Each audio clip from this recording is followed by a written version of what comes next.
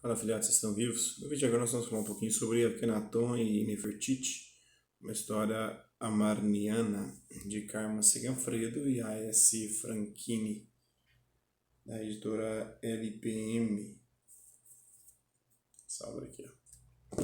Poucos sabem hoje em dia que muito antes do judaísmo ter se estabelecido como religião monoteísta, houve, por volta do século XIV a.C., um faraó que declarou extinta a crença em todos os deuses do Egito, berço de uma das maiores manifestações do politeísmo religioso na antiguidade, para estabelecer no país o monoteísmo religioso, numa época em que a crença numa verdadeira multidão de deuses era a regra.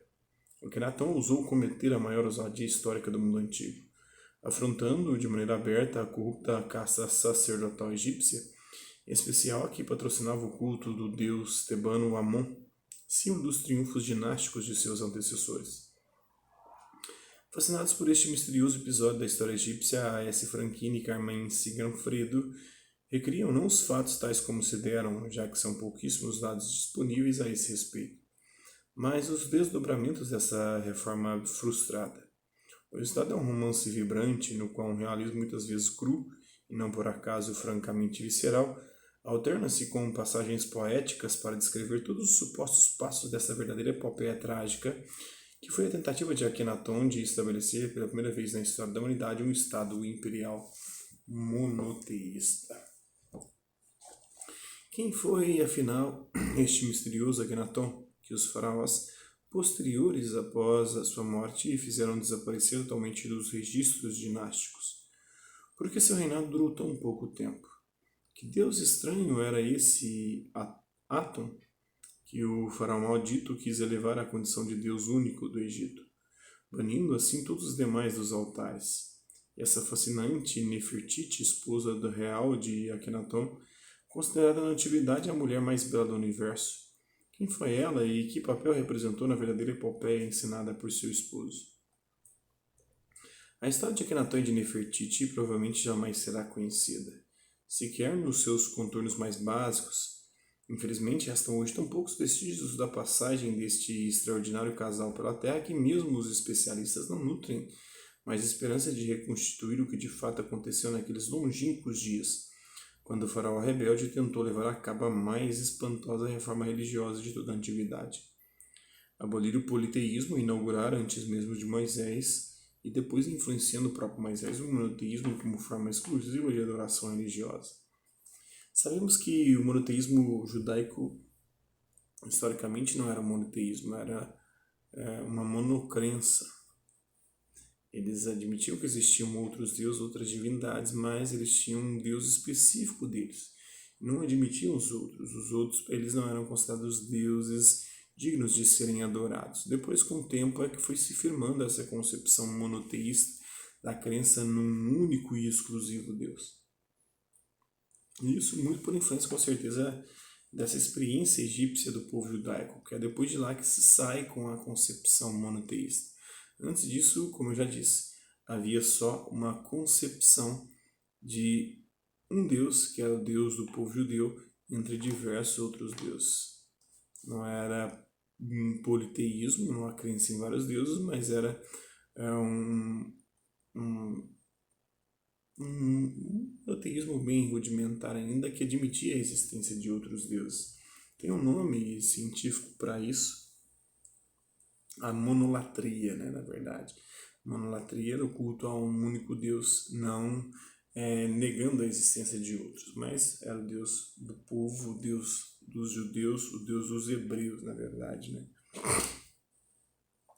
A.S. Franchini e Carmen Seganfredo, cientes da impossibilidade de se reconstituir cientificamente até mesmo a identidade de cada um dos atores deste drama, decidiram fazer então o que têm feito todos aqueles que tentaram até hoje reproduzir a história do casal solar: recriar os episódios a partir da única premissa disponível e irrefutável, que é a da reforma religiosa que ambos tentaram promover.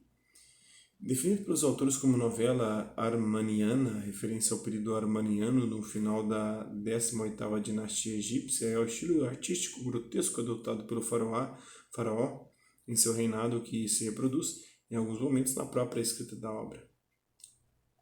Akhenaton e Nefertiti é um exercício de romance histórico centrado nas causas e motivações que levaram Akhenaton e sua esposa a empreender a mais espantosa revolução política e religiosa de toda a antiguidade. A Carmen Seganfredo nasceu em 1956, é bacharelada em letras e tradutora e vive em Porto Alegre.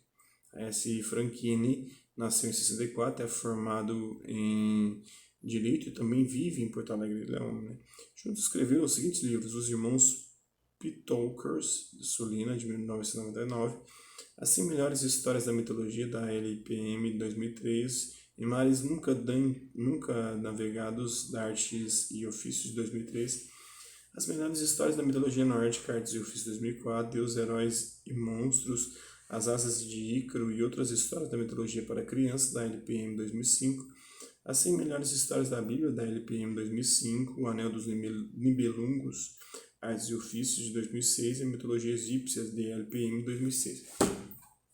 E no Brasil, eu acho que eles são os maiores estudiosos de mitologia que se tem registro, né? Eles já escreveram vários, além desses que eu citei aqui, livros sobre mitologia. Nefertiti avançou sozinha no seu passo firme habitual pelas aleias do grande jardim em direção ao caramanchão, onde o herdeiro e seu preceptor a aguardavam. Descalça e vestida num traje alvo e vaporoso, sua aparição veloz não podia deixar de causar forte impressão. Assim que esteve diante dele, Nefertiti os cumprimentou de maneira seca, porém respeitosa, encontrando aquele ponto exato da cordialidade que, excluindo de toda a subserviência, não invadia o limite temerário da disfarçatez. Eu, que sua ira a fizera cometer em outra funesta ocasião. Mas foi somente ao erguer os olhos que divisou, com nitidez, a jovem Amenhotep, a quem não via há já alguns anos.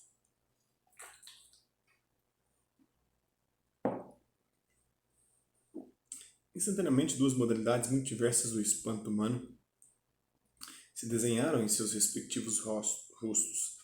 Enquanto no de Amenhotep esplendia o espanto uniforme da admiração, ela desenhava-se uma espécie de espanto dual e contraditório. Como está bela, pensou Amenhotep. Como está estranho, pensou Nefertiti.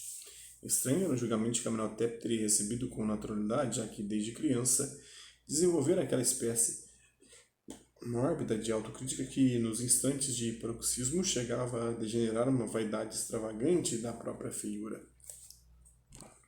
Deixando de lado, porém, suas sensações contraditórias, Nefertiti recobrou logo a razão.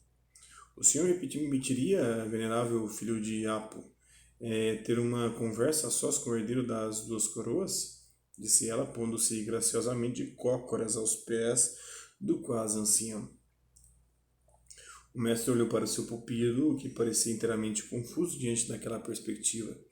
Isso bastou para lhe dar duas certezas: a de que chegara para Amenhotep a hora da mais profunda das lições humanas e também a de que não cabia a ele ministrá-la.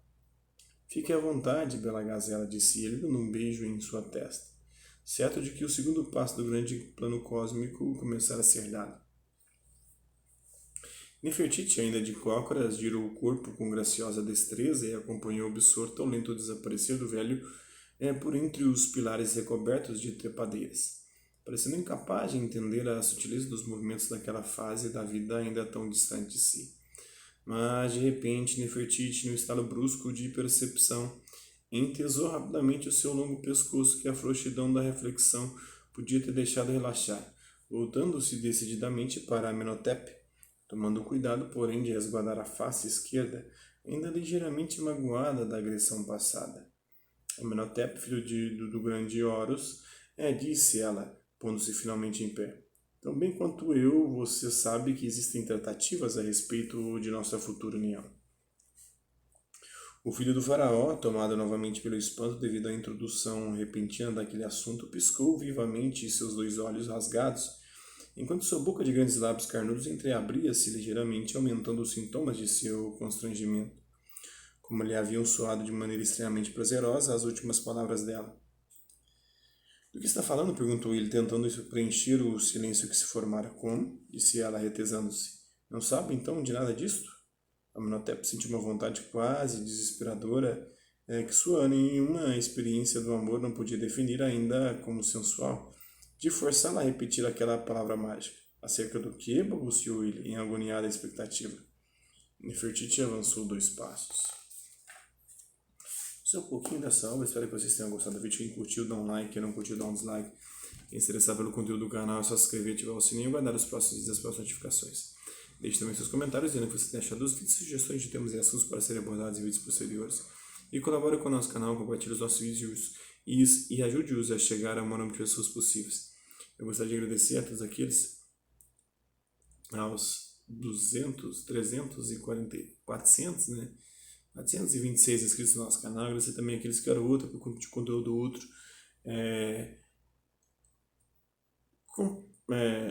Passam por aqui, deixando sua visualização, seu like, seu dislike, seus comentários. E aqueles que compartilham os nossos vídeos, compartilham o nosso canal, seja aqui nessa plataforma no YouTube e em outras redes sociais. No mais, é isso aí. Hasta la vista, babies, e até a próxima.